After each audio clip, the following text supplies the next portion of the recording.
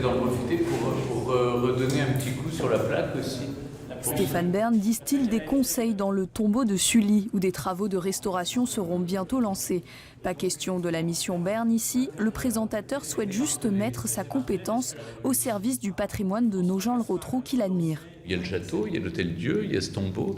C'est une ville qui est la capitale du Perche.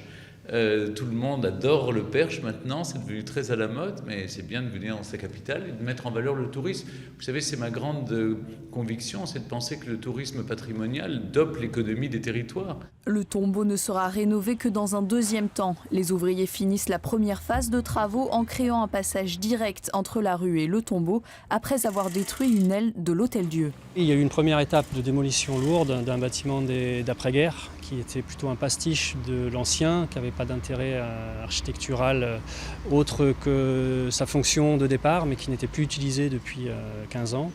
L'Hôtel-Dieu sera ensuite restauré en fonction de ce qu'il abritera. L'objectif est surtout d'ouvrir cette zone au public.